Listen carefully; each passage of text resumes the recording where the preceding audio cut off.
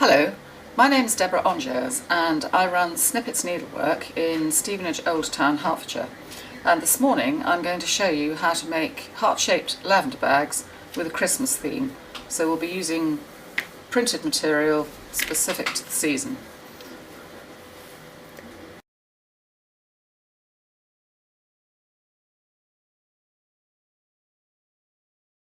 First thing you need is a piece of paper, and I'm using a sheet of A4 from the printer. Fold it in half and press the fold flat with your fingers, and then draw a rough heart shape. You don't have to be very careful with this because you're going to cut it out in a minute with paper scissors. Something like that. And then cut out round that line. I've added in my head a small seam allowance as I drew it, so you don't need to put anything else on this. And when you open that up, that gives you the whole heart-shaped pattern.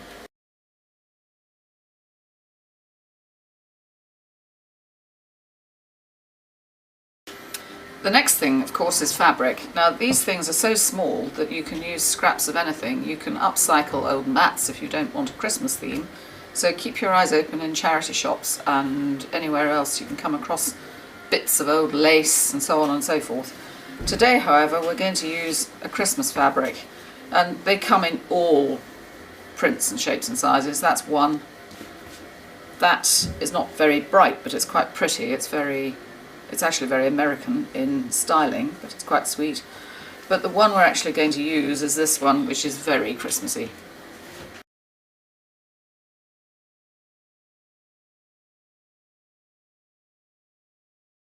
Right, as you can now see, I've marked our little pattern with a 0.6 centimetre seam allowance, or 1/4 of an inch, and I have also marked the straight grain down the centre, and on this side, I think, 2 little marks here which tell you to leave a gap.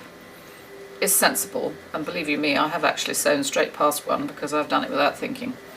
So that's the pattern now marked up. The fabric I have marked with writing the selvage edge, which is the woven edge of a cloth, and it helps you find the straight grain of the material. And you're going to flick that over enough to take your entire pattern. I've cut a smaller piece of material off the main piece just to make it easier for the camera and for me fiddling around with it. So I'm going to fold that over more than enough to get our heart-shaped pattern on top.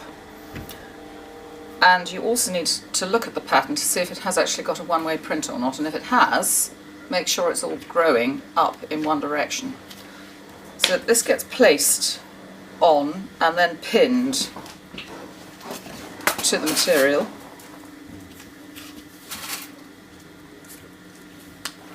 You only need 3 or 4 pins, you don't need very many. And then using fabric scissors, you cut out your shape.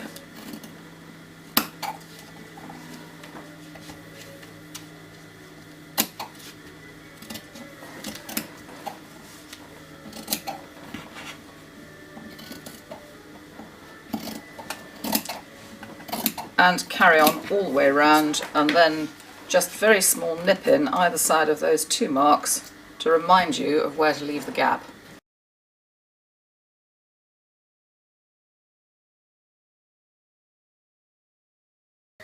Okay, I've now come over to the sewing machine and take the pattern off,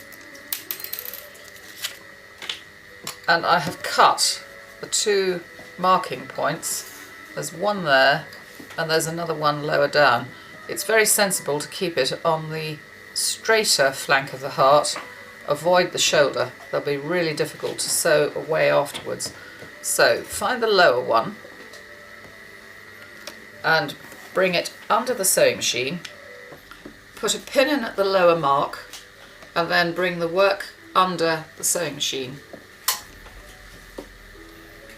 And we're doing a small 0.6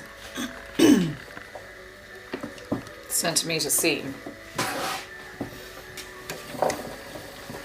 Don't forget to use the reverse button when you've started and gone a little way.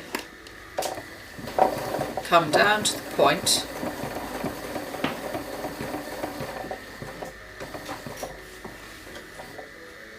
turn the work, and then come up the other way and all the way around the shoulder, easing round the bias grains that you're going to meet on the way into the V. Now the V will always drop lower than you think it does, and don't forget that you can also use the flywheel at the right hand side of your sewing machine if you need to do single stitches. Back round to the other side. I'm using red thread instead of a better matching colour so that you can actually see what I'm doing. And then don't forget to stop and reverse at the other set of notches. And that is your stitched out shape.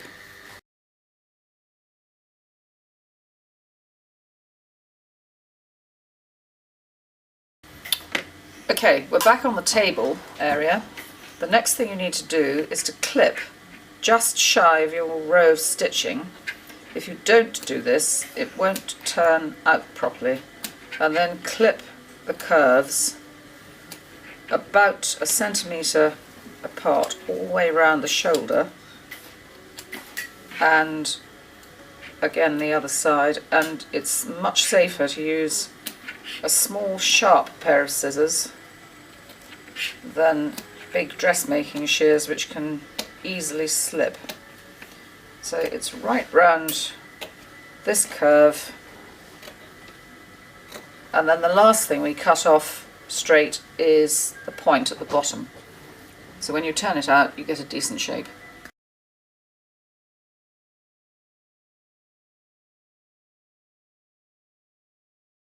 Okay, turning out your little heart shape, if you put both your thumbs into the point of the lavender bag and fold your cut edges over each other and then poke it, and you'll find you get a much better point appearing. And then you can use a pin to just pick out the last bit of it, but be careful that you don't go too far and pull out your seam.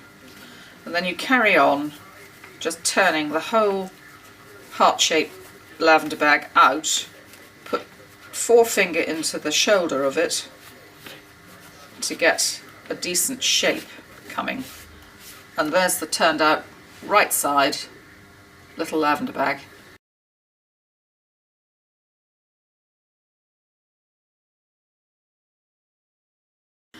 I get the lavender online from Yorkshire Lavender, which is one of the best around. It's very strong. You can use a teaspoon or any old plastic scoop and just get filling. And again, they look much better if they are slightly overfilled and very fat. So carry on pouring it into the hole until it's absolutely jam-packed, and then I'll show you how to shut it.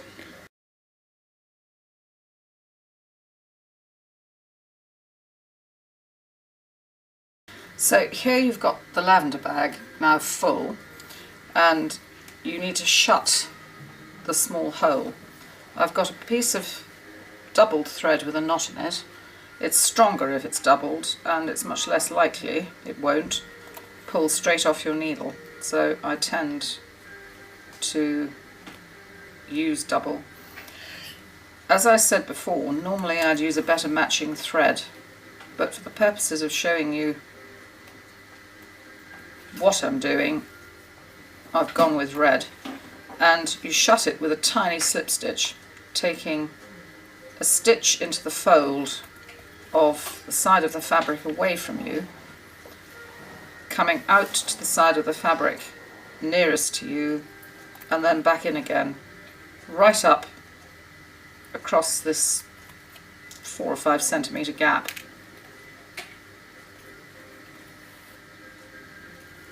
And keep your stitches small so none of the lavender can escape. So that is shutting it, and I'll show you how to decorate it in a moment.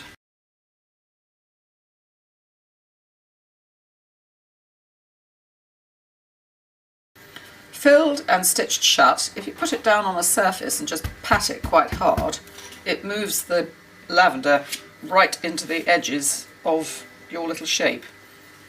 And I'm going to do a very simple finish on this of a bit of red ribbon with a bright shiny green bead stitched across the middle, and then I'll stitch the whole thing actually to the lavender bag.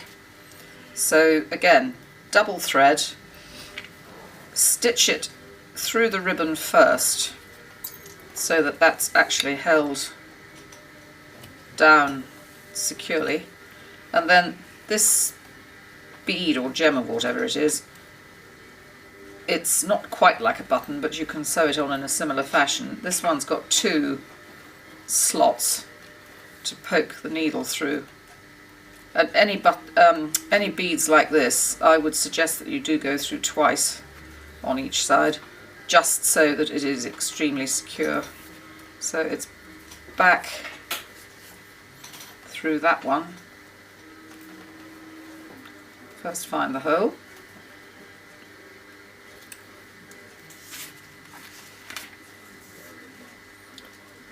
back through again, and then you can offer it up to the V part of the lavender bag and stitch the ribbon on very securely at the top area. Try to keep the stitches hidden at the back if you can. And attach it in such a way that it keeps the balance, so when you hold it up it doesn't tip forward. Hello, I'm Deborah Ongers from Snippets Needlework, and we've just completed the lesson on making little lavender bags, which are great fun, make fantastic presents, so you can get sewing on those. The next class is going to be on baby and toddler clothes, and this hat, very simple, is also reversible, with dresses like this, which are incredibly simple to do. And we will do them in a range of sizes, so you'll be able to pick and choose the one you want to do. And if you want another challenge, you can download the instructions for our Snippets ragdoll from the website. Thank you for joining me, and I look forward to seeing you again soon.